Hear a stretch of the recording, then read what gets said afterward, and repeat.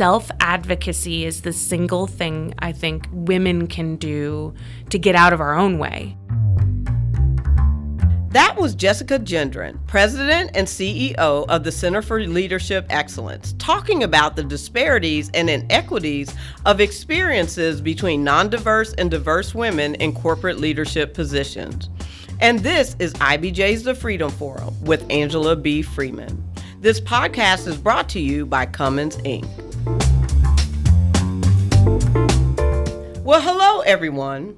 And thank you so much for joining me on the third episode of IBJ's The Freedom Forum with yours truly, Angela B. Freeman. On our previous episodes, we've been talking with female entrepreneurs focusing on different areas of business, including venture capital, construction, STEM, or tech, and we're going to continue that conversation today. It's my pleasure to chat with Jessica Gendron. Jessica is the president and CEO of the Center for Leadership Excellence, which helps women shatter glass ceilings by studying successful leaders and strengthening their core competencies necessary to advance. Jessica also advises companies and organizations on building inclusive and equitable cultures through implementation of data-based strategies. Finally, Jessica also hosted a podcast called Ladies Leading, which as a guest during the pandemic was one of my first introductions to being on a podcast. So thank you, Jessica, for allowing me to return the favor and for joining me today here on the Freedom Forum. Thank you for having me. I'm excited to have this conversation with you, Angela. Yeah, I am too. So Jessica, will you please tell our listeners a bit about you, your educational and professional background, and any other factors that led you to becoming a female entrepreneur who owns a coaching and motivational speaking business? Well, I grew up in Illinois and went to college at Eastern Illinois University, got my bachelor's degree in art. Okay. And as it turns out, you can't make a living doing art unless you're like really good at art. And good. Halfway through my senior year, I had like a senior year life crisis of like, what am I going to do with my life? Yeah. So, ended up going to graduate school at Indiana for higher education administration, Masters of Science in Education. So from there, I started to work in higher education, and then I left higher education to work for an organization that served higher education, just private sector.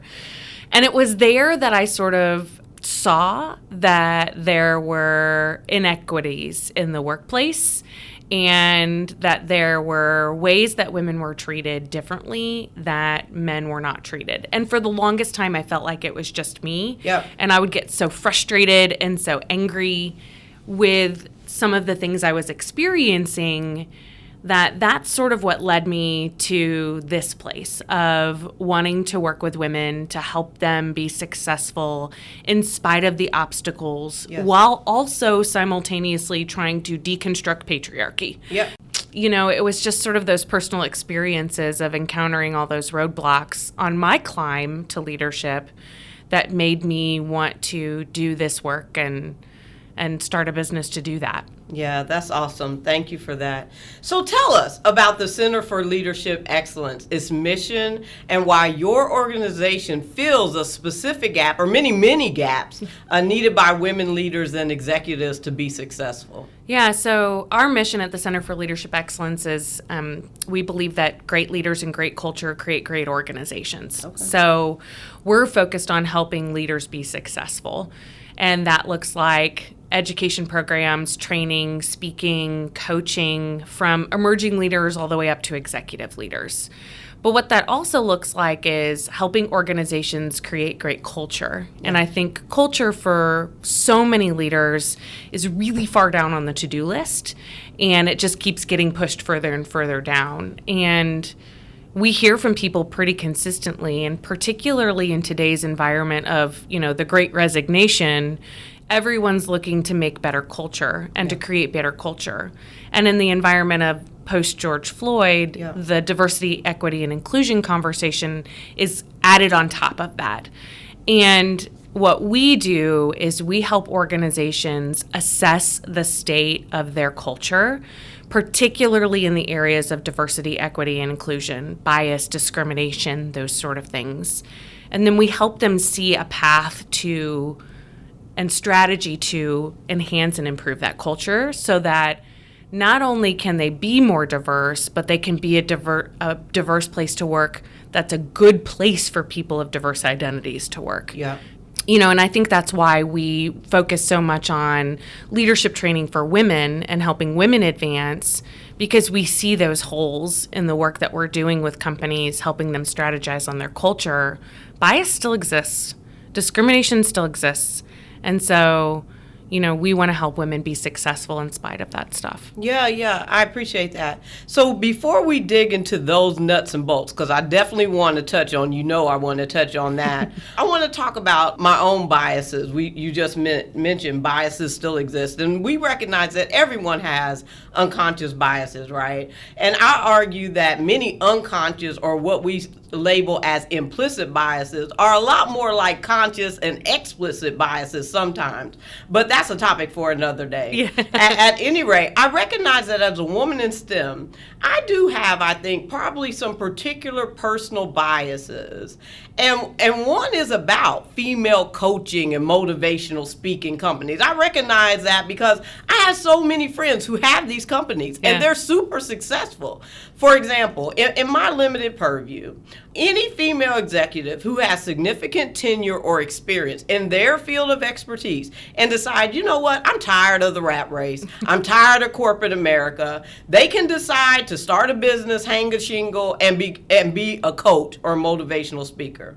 In my mind, that's a bit different than a technical consultant. But I also realize I'm not really knowledgeable in this area. I have no idea what it takes. So you tell me, Jessica, please inform me and our listeners on what are the credentials and the criteria and the characteristics that are required to become an entrepreneur as a bona fide coach or an executive coach. It's really interesting that you asked that question. In a lot of instances, there's really not a lot of criteria to be a motivational speaker, right? I think if you have a message that inspires and empowers people and somebody wants to pay you to get up on stage to do it, then I guess you're a motivational speaker. Okay.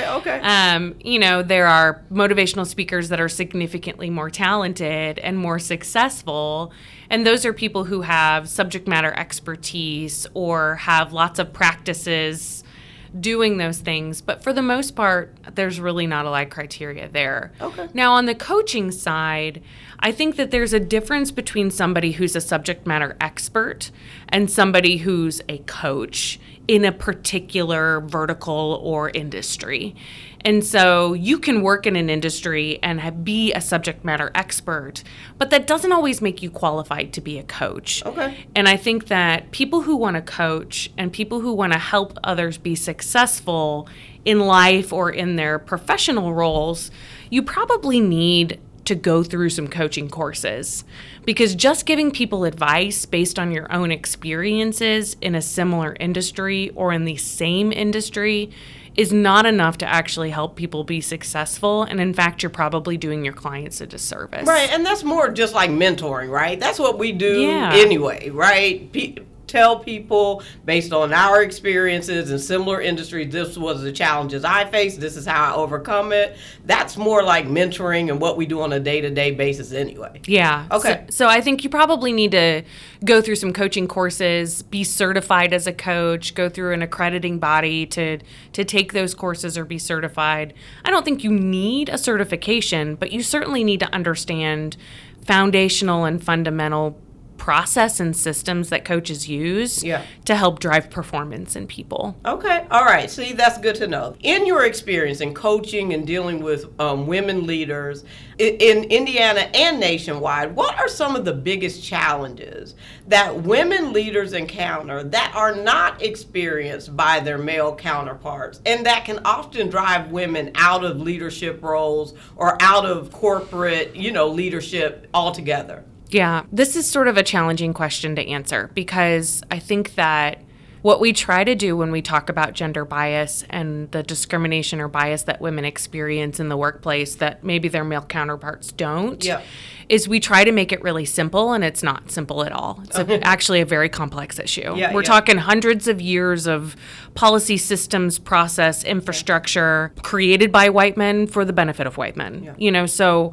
there's a lot of stuff there to unpack. And I think the problem I often have with this conversation is we really try to oversimplify it, and it's really just not that simple, right? So, you know, we could look at a number of different issues. We could look at things like women are the primary caregivers in most family structures, right? So because of that need for women to be primary caregivers, we often can't stay late. We often can't do things in the evenings. We often can't take all those road trips that we're being asked to take.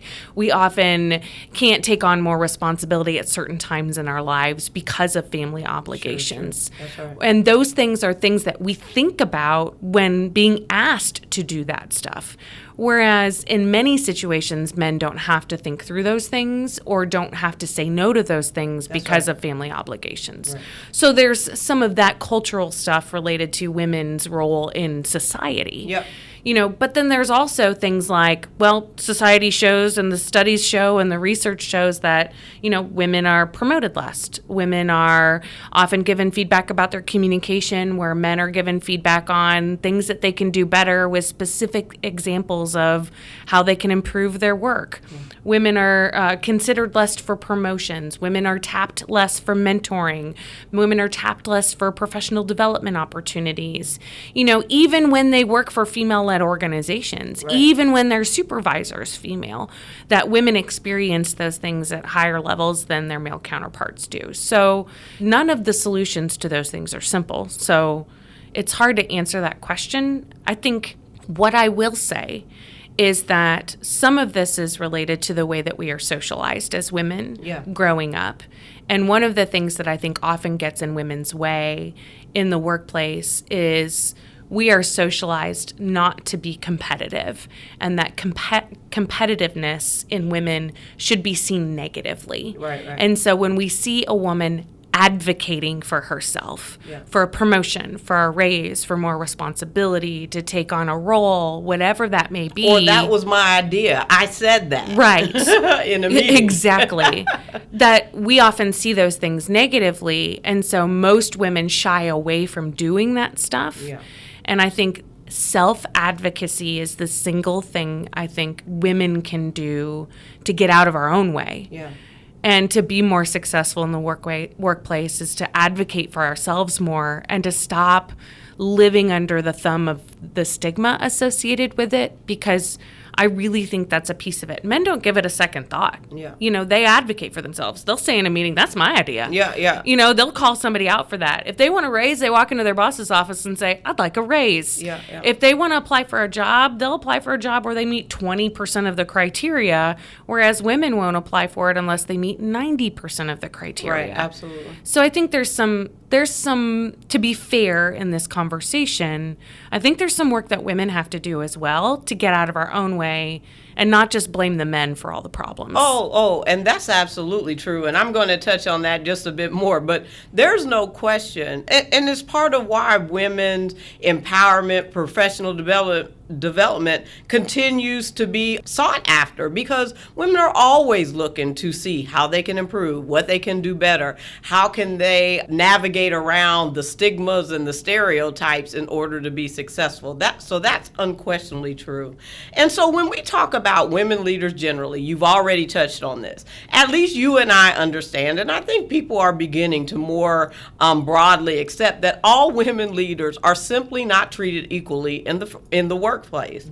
In fact, the data shows and continues to demonstrate that in just about all business fields and all industries, Caucasian women or white women have significantly benefited from corporate diversity initiatives and programs over the last 2 decades, while the number and advancement of diverse women in corporate executive leadership really hasn't moved at all. And worse, in some industries, the number of diverse women has decreased, particularly in light of the pandemic and, as you said, the Great Resignation. This failure rate of our corporate diversity programs are also historically reflected in the way so many social and political rights and liberties have been enjoyed by Caucasian or white women long before women of color were deemed legally worthy for the same. Note and point, we just celebrated the centennial of women's suffrage last year, but we all know that Caucasian and white women obtained the right to vote in 1920, while that same liberty didn't occur for Black or Indigenous, Latinx, Asian, and other women of color until almost 50 years later with the Voting Rights Act. The same Voting Rights Act, should I say, that Congress is currently tasked to reiterate as the law of the land in the name of the late John Lewis. Hello, that shows you where we are societally right now. 100%. But yet you and I met several years ago at a Women in High Tech event where you were a speaker at our Executive Women's Forum, and you were one of the first non-diverse women. You stayed in my mind. We've been friends. I've reached out to you. You've reached out to me because I really saw and heard in your presentation about these very topics in a public way that I had never seen before. You talked about these topics that didn't make me, as a diverse woman, feel like you, as a Caucasian woman, were capitalizing on all these atrocious facts and stats around diversity. Instead, you talk with real empathy and righteous indignation, the same kind that I feel so often, right? About how bad diversity and inclusion really is in our businesses, and sometimes the horrific experiences of diverse women in business and leadership. So can you advise us as to some of the disparities that you've identified in the experience of Caucasian women leaders as compared to diverse female leaders, and why this disparity in experiences sometimes can cause an even greater decline in the number of diverse women that we actually see in corporate leadership roles and positions? Yeah, so I was recently reading something about this, and to be honest with you, I looked for the source and I couldn't remember which article it was, but I will find it. And I think that, what we see a lot of times is that race trumps gender. That's right. And as much as I hate to say that, race trumps gender. And so white women in particular have benefited from the fact that we're white, and that our gender has played less of a role in our success because of our race. And I think that needs to be said more and more loudly, because I think that plays a big role in what we're talking about here. When we look at gender and the intersection of any other marginalized identity, whether it be race, religion, sexual orientation, ability, whatever it is, when you intersect gender with any of those identities, it gets much, much harder to be successful. Yeah. So if you are female and something else, you are up against 1,800 times more hurdles than a white woman would.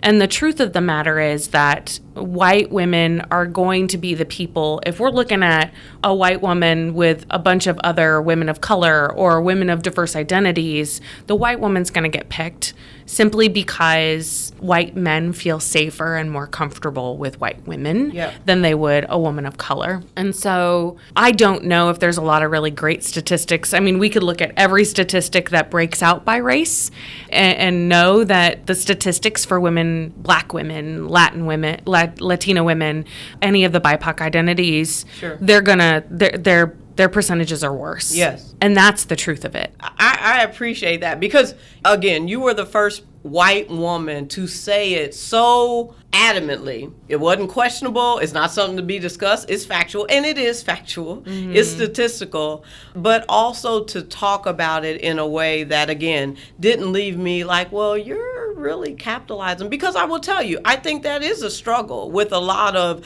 diverse women in diverse organizations or, diversity training, where you're telling us that, but the person that's teaching us this, is the white woman. You know, Yeah. it's challenging to wrap your head around that and not see, well, you're somehow benefiting in this. So I appreciate you, again, chatting with me about this, because I know these topics are challenging and make people uncomfortable.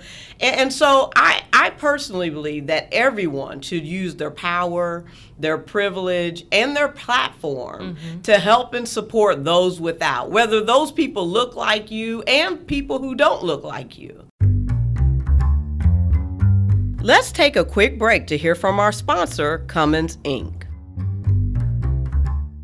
Cummins, Inc., a global power solutions leader, is proud to partner with IBJ's The Freedom Forum. For Cummins, diversity and inclusion is a core value of our company, and we are committed to creating work environments and communities that are welcoming to all people. Combined with technological innovation, diversity and inclusion is a critical element of Cummins' continued success. It's how we attract and retain top talent and better serve our customers around the world and create stronger communities. We're back with Jessica Gendron, President and CEO of the Center for Leadership Excellence, on the Freedom Forum with Angela B. Freeman, discussing tools and tips for women and diverse executive leaders. In light of the disparity of the benefit evidenced in the diversity data you and I just talked about, it seems clear that white women are helping other white women advance into leadership at a high rate. However, I don't necessarily know if I see that happening as often, where white women are helping diverse women in those same leadership opportunities. And I say that recognizing my very own bias, in that the only significant career-altering penalty I've ever experienced was directly at the hands of a Caucasian woman. So I want to say that again, a white woman, not a white man. Yeah. You know, so let me shout out to all the white men who are allies and who support and uplift women and diverse women, and feel like they do get a bad rap in the day of talking about diversity. I see you, I know you're there, and I want to say that there are plenty honorable and authentic white men and women who absolutely are allies and truly support all people.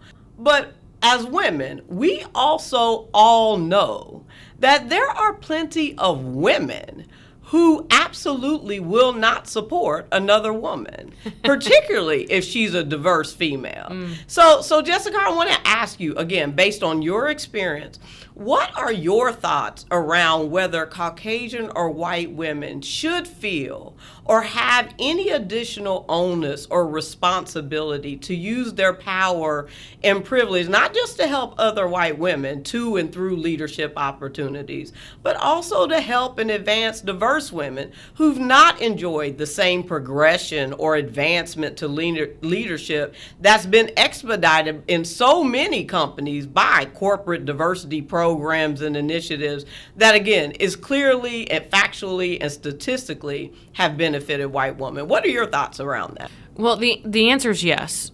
The answer is we absolutely should have responsibility over that as white women.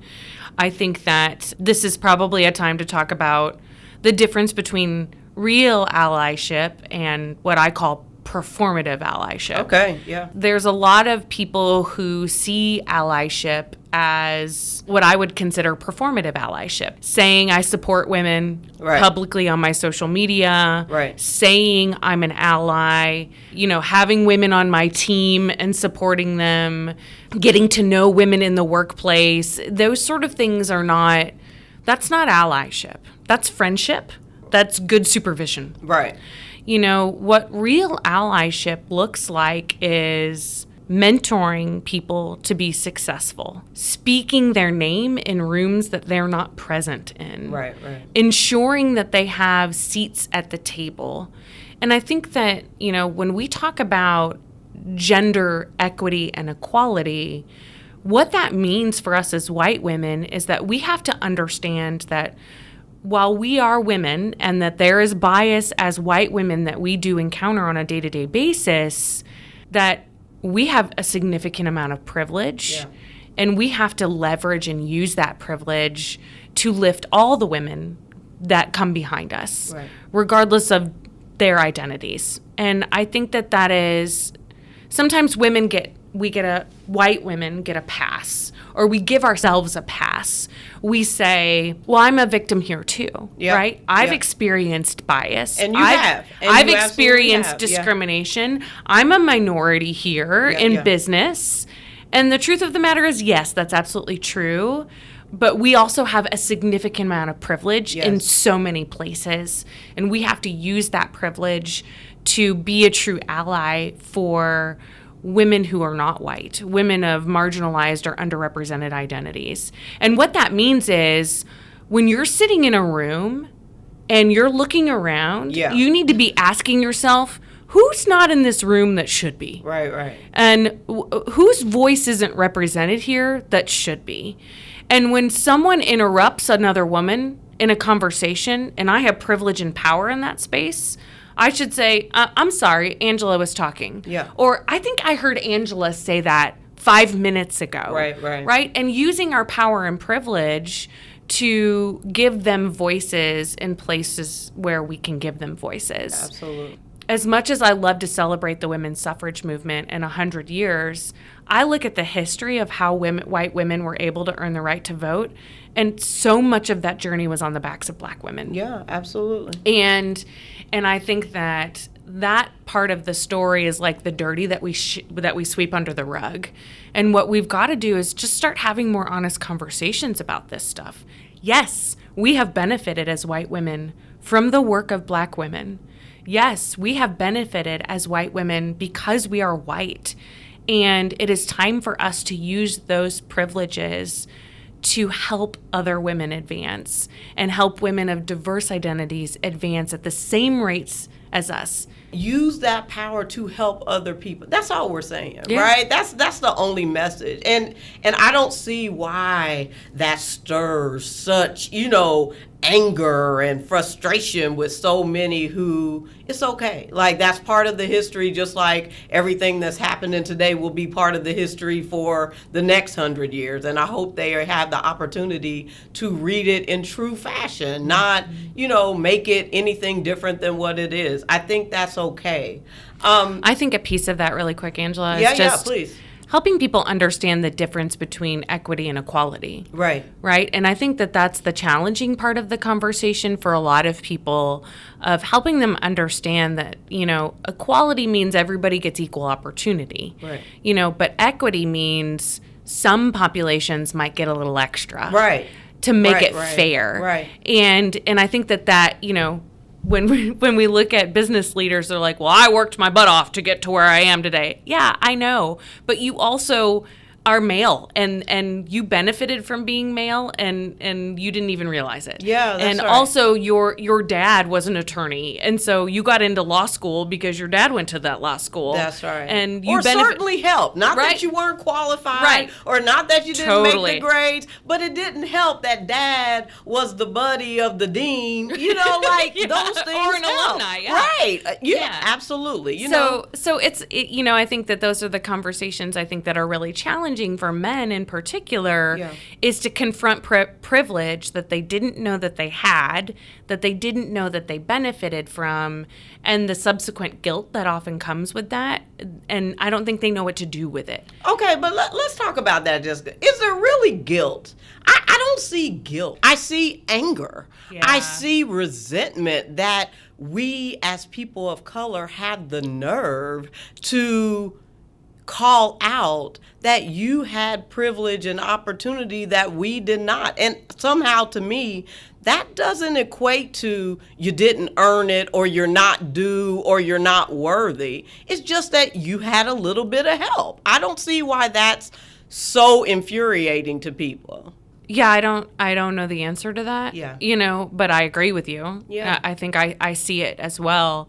And I think that's the challenging part, as long as those are the people leading companies. That's right. And as long as those are the people that are leading businesses, you can hire a black woman to be your vice president of diversity, equity, and inclusion, but it ain't going to do a dang thing. Right. Because if you've got somebody like that leading a business who believes that about equality and equity, then you're not going anywhere. Yeah. Or you can hire a woman as your VP of whatever, but she's not going higher than VP. She's never going to be in the C-suite. She's never going to, and that also is part of the glass ceilings, the concrete ceilings we talked about for women of color in corporate America. Man, this is an awesome conversation. But I want to shift gears just a little bit. Well, quite a bit, actually. This is October. Yeah. It is Breast Cancer Awareness Month. And we want to give honor and show love and support to all the breast cancer patients and survivors that are listening to the Freedom Forum today. One of the reasons I specifically wanted to have you on this month is because you have been so very public about your current battle with breast cancer. And while we often get to hear from breast cancer survivors, particularly during October, like you hear from Black people during February, right.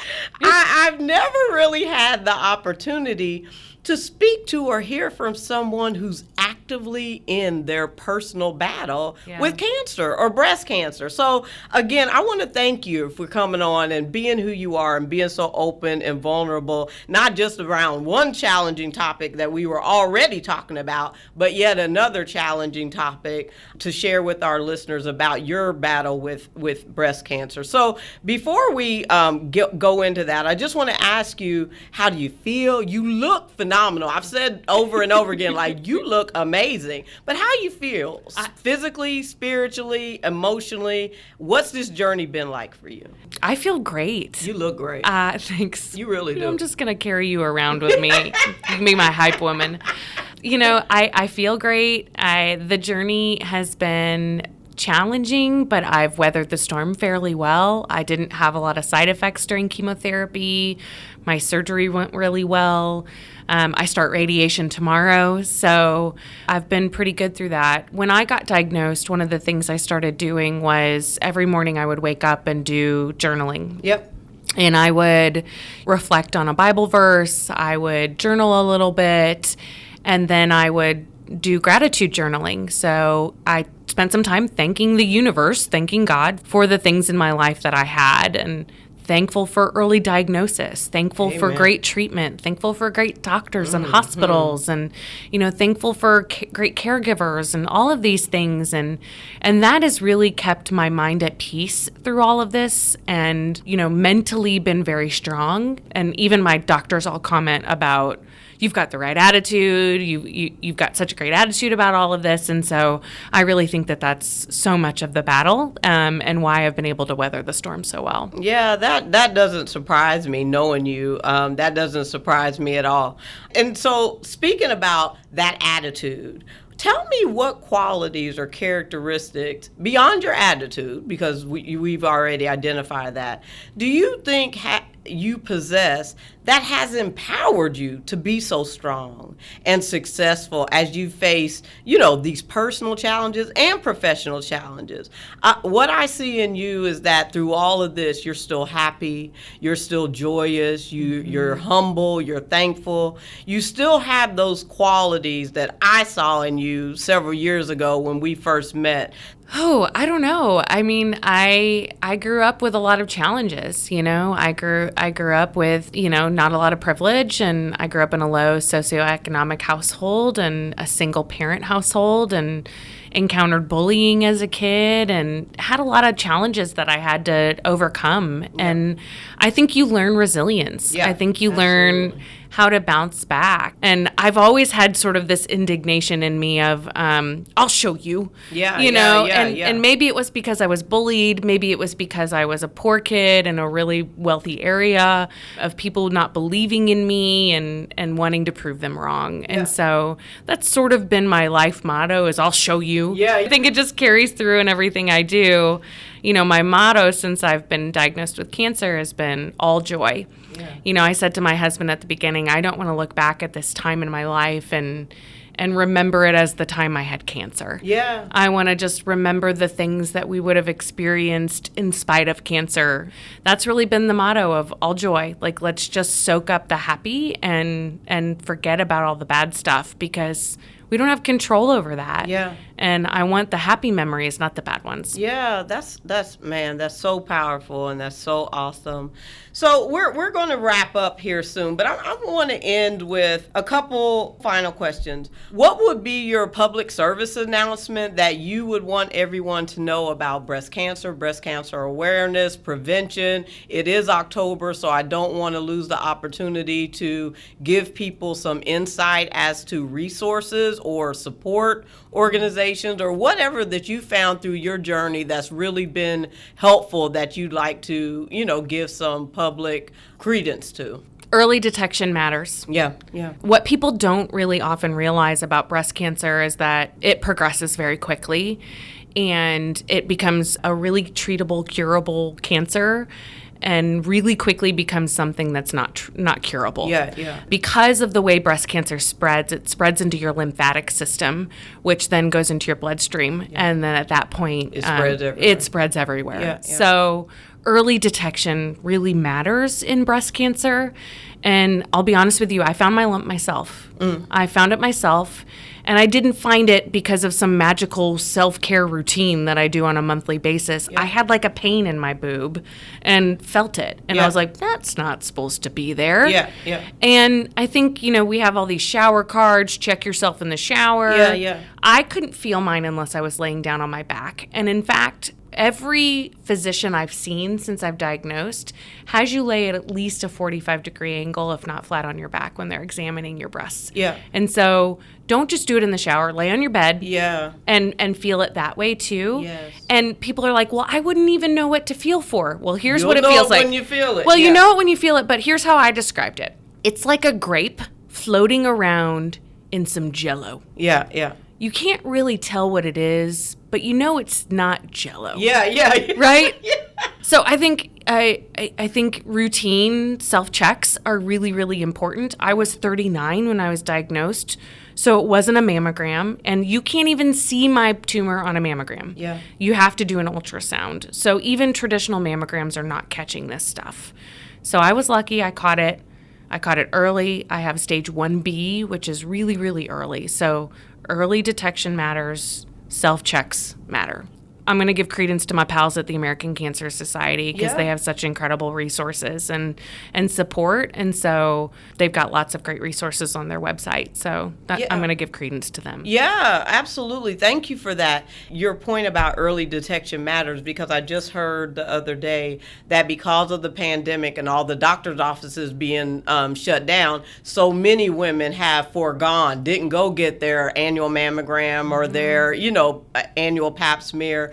And so there's a even more aggressive cancer being found because they missed that year, they missed that appointment, and now, it's given. So that's a really, really good point to go get your checkups, get them regularly, do your own breast exams and not just the shower deal. Lay and know your body, right? Yep, I mean, know your body, get familiar with your body so that when you feel whatever it is that doesn't necessarily feel normal, you don't have to diagnose it as cancer. You just need to know that's not normal. That wasn't there a month ago or 2 months ago or whatever. Yep. And I need to go in and get it checked out. Jessica, we're really at the end of our time. Are there any parting words, any nuggets of wisdom that you'd like to leave our listeners with regard to women leadership, executive leadership, or the breast cancer journey? Whatever you think is important to leave our listeners with, I'd like to hear from you. Yeah, I think the only other thing I would add to everything that we've talked about is, I said earlier, this is a really complex problem, gender bias, discrimination in the workplace, regardless of if it's race or gender or ethnicity or sexual orientation. I see a lot of organizations really trying to apply very simple solutions to these very complex problems. Yeah. And I think that's the thing I get so frustrated about. You can't just hire somebody to be your diversity and inclusion vice president. Right. You can't just have a DEI committee. Yeah. You can't just hire people of color. You can't just, bring a speaker in or make everybody do a computer training. Yes. Like those things. Or a personality test. Right. Or, yeah. Exactly. Those things are symptoms. Yeah. Those things are symptoms of a bigger problem. Those things are Band-Aids on gaping wounds Yes, that we've absolutely. got to do work on. We're talking stuff that's cultural. Yeah. And cultural change is long and it's hard. And I think that executive leaders in particular have to take ownership and investment in that cultural shift and decide what that means for their organization. But don't dump it on some VP and expect them to figure it out. Yeah. And don't expect it to be simple, because it's not. Yeah. The last thing I would say about that is, when you decide to care about diversity and inclusion in the way it's actually going to matter, is when you're probably going to lose some people in your organization Yeah, who that's right. decide that they don't align with it. Yeah. And you have to be ready to face those consequences. And I just don't think that a lot of businesses have really decided that. Yeah, absolutely. And so, that's the parting message of, if you really want to care about it, there's going to be some fallout. Yeah. And if you really want to care about it, it's going to take a long time. So powerful. I knew you'd be so powerful and so passionate and purposeful and honest and truth. And that's so necessary in this day. That's why we have the Freedom Forum, so we Yeah. have the freedom to have these kind of conversations. I thank you so much again for joining me today. This has been an awesome conversation. Thank you. Can't wait to continue it offline, but in the meantime, thank you again for being here on the Freedom Forum. Thank you, Angela. Thank you. Thank you for joining us on this episode of IBJ's The Freedom Forum with Angela B. Freeman. And thanks to Cummins Inc. for sponsoring the podcast. Please join us again next month for more discussion about diversity, equity, and inclusion in Central Indiana business. And thanks again to Jessica Gendron for being a guest on the third episode of IBJ's The Freedom Forum with Angela B. Freeman.